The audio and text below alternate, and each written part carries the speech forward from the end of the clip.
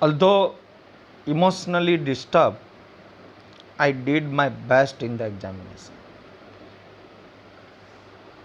પરીક્ષા શરૂ થયા પહેલાં જ પિતાજી ગુજરી ગયા, છતાં પણ હું ઇમોશનલી ડિસ્ટર્બ થયા વગર મેં એક્ઝામમાં મારા બેસ્ટ શ્રેષ્ઠતા પુરવાર કરી.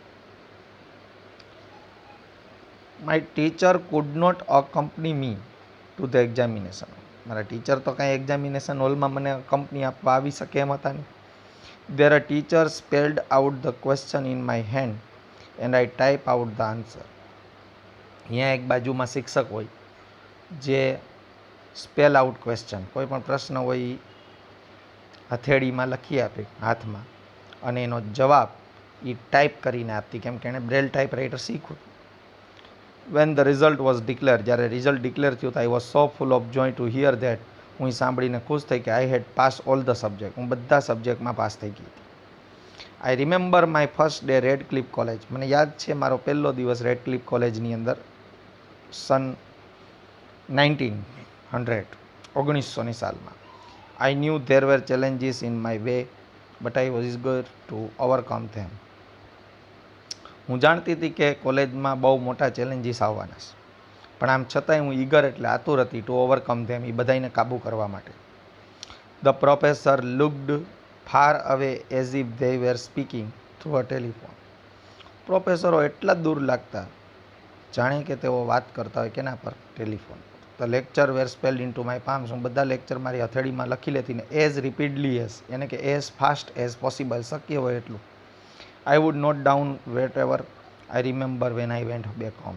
અને પછી હું ઘરે આવીને જે મને યાદ રહેતું એ હું નોટ ડાઉન એટલે કે નોટમાં લખી લેતી. યાને લેક્ચર દરમિયાન જે પ્રોફેસરો બોલતા હોય આખો લેક્ચર એની હથેળીમાં લખી નાખી, ને પછી ઘરે આવીને જેટલું યાદ હોય એ લખી લેતી. Here I began to write about my life.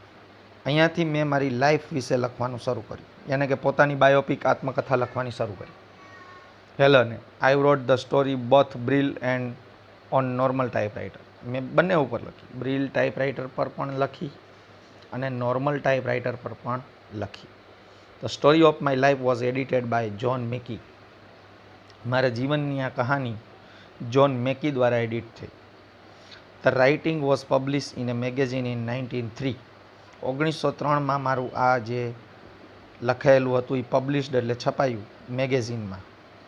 And I was paid for it, અને એના માટે મને પૈસા પણ મળ્યા. We the blind are indebted to Louis Braille as a mankind is to ગ્યુટેનબર્ગ.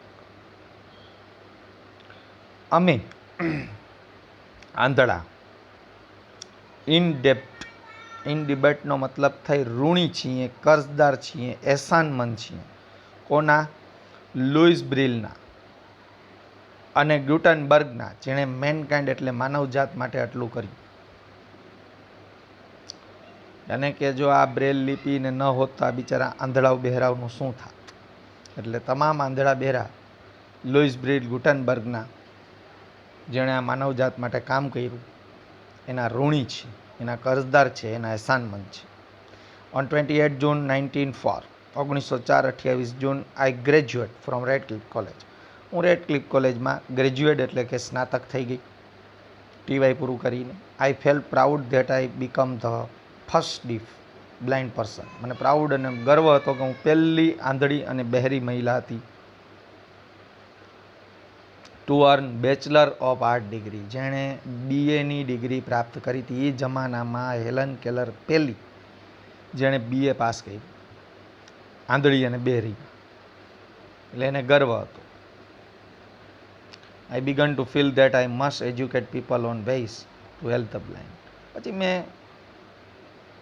મને એવું લાગવા માંડ્યું, I began to feel that કે I must educate people on ways to help the blind. મારે આવા આંધળાઓને શિક્ષણની બાબતમાં મદદ કરવી જ પડશે આવા લોકો. માય પ્રાઇમ ગોલ, મારો પ્રાથમિક મુખ્ય ગોલ, જે સિદ્ધાંત હતો, જે ધ્યેય હતો, મેં નક્કી કર્યો હતો ઇન માય લાઈફ, મારા જીવનનો, વોઝ ટુ સ્પ્રેડ અવેરનેસ, કે મારે એક જાગૃતતા સ્પ્રેડ એટલે ફેલાવવી હતી regarding to poor neglect state of blind, કેવા વિસ્તારોમાં જ્યાં ગરીબ અને આંધળા લોકો રહે છે અને એવા આંધળાઓને નેગ્લિટ એટલે કે અવોઇડ કરવામાં આવે છે, કોઈ ધ્યાન નથી દેતું, ધુત્કારે છે, એવા લોકો માટે મારે કામ કરવું. ધેર ઇનહેરન્ટ એબિલિટીઝ, કેમ કે તેમની અંદર એક ઇનહેરન્ટ એટલે આંતરિક ક્ષમતા હોય છે, એન્ડ ધેર ઇન્સ્પાયરેશન, અને તેમની અંદર એક પ્રેરણા હોય છે. I had to raise fund not only to sustain a living for myself but also start project to remove darkness and misery from the lives of other blind people.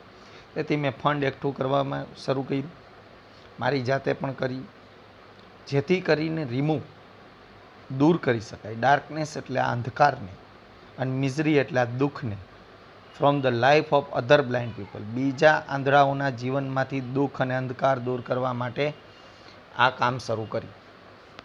મને તો એના સુલેવન ઉપરવાળાની મહેરબાનીથી મળી ગયા, પણ બધાયને એ પ્રોવાઈડ થતા નથી. એટલે એક શિક્ષકે મને બનાવી, તો મારે હવે બીજા લોકો માટે કામ કરવું જોઈએ એવું એમને ફીલ થયું, અને હેલન કેલરે એ દિશામાં કામ શરૂ કર્યું. આઈ સ્ટ્રોંગલી ફેલ ધેટ, મને લાગતું હતું કે I must give the other what I had gained from my teacher Annie. મને આમ અંદરથી એકદમ એવું ફીલ થતું હતું કે મારે પણ બીજાને પીરસવું જોઈએ જેવી રીતે મને મારા શિક્ષકે આપ્યું. જ્ઞાન બાંટને સે बढ़ता है, દુઃખ બાંટને સે કમ હોતા है. શિક્ષકે આપેલું નોલેજ અને એ જ્ઞાનને તમે સ્પ્રેડ કરો, ફેલાવો કરો, તો એ જ્ઞાનમાં વધારો થાય. એ જ હેલન કેલરે કર્યું. Then come a dark cloud in my sky. પણ પછી ડાર્ક ક્લાઉડ ઇન માય સ્કાયનો મતલબ થાય કે come misery sorrow in my life, મારા જીવનમાં દુઃખના ડુંગર આવ્યા. I was deeply concern about my teacher's eyesight was worse day by. મને બહુ કન્સર્ન એટલે ચિંતા રહેતી, અને મેં બહુ વરી, કન્સર્ન મીન્સ ચિંતા કરી કે મારા ટીચરની જે આંખો હતી એ વર્સનિંગ એટલે ખરાબ થતી જતી હતી, ડે બાય ડે, દિન પ્રતિદિન. બેડનું સીડી ફોર્મ થાય વર્સ, અને એસડી ફોર્મ થાય વર્સ્ટ. બેડ એટલે ખરાબ, વર્સ એટલે ના કરતાં ખરાબ, અને વર્સ્ટ એટલે સૌથી ખરાબ. અહીંયા વર્સ છે એટલે પહેલાં કરતાં આઈસાઇટ કેવી થઈ ગઈ હતી? ખરાબ, અને દિન પ્રતિદિન ખરાબ થતી જતી. As a result she could not see clearly, અને એના પરિણામે તેણી સ્પષ્ટ જોઈ શકતી નહોતી. સી વોઝ બ્રેવ ઇનફ, પણ એટલી બહાદુર હતી કે ફાઇટ અગેન્સ્ટ હર પ્રોબ્લેમ, તે પોતાના સમસ્યાઓની વિરુદ્ધ લડે રાખતી. But I was sorry because she did not heed to her problem to her ice.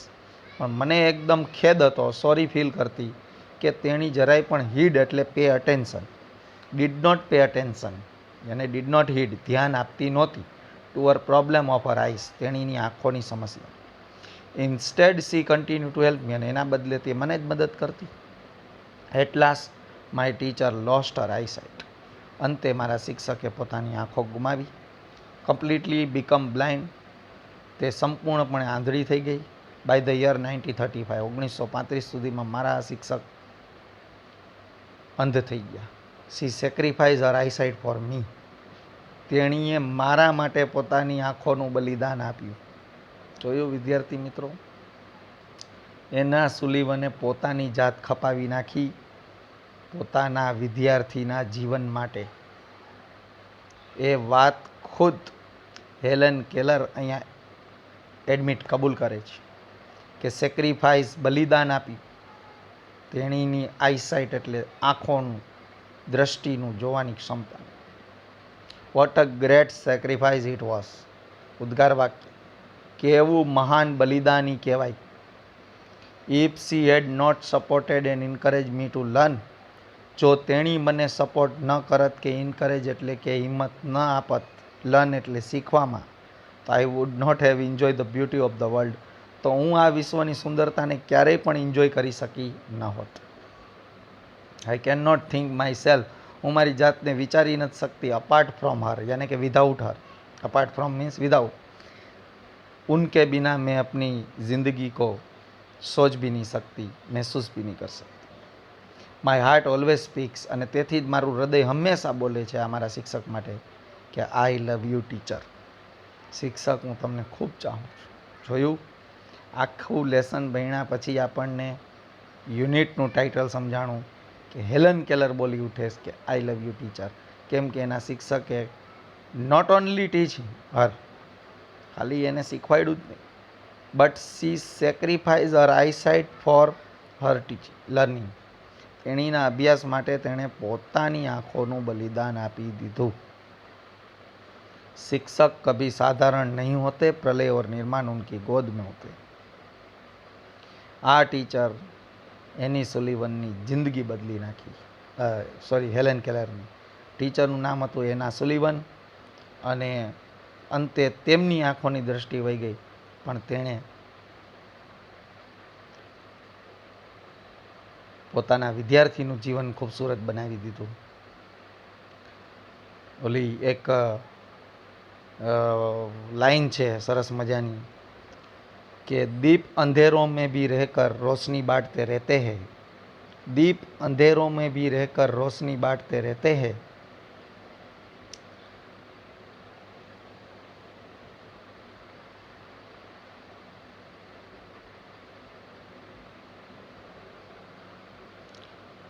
વિદ્યાર્થી મિત્રો, દીપક અંધારામાં રહીને પણ પ્રકાશિત કરે છે. એવી જ રીતે અહીંયા એના સુલિવને પણ હેલન કેલરનું જીવન પ્રકાશિત કરી દીધું અને પોતે બુઝાઈ ગયા.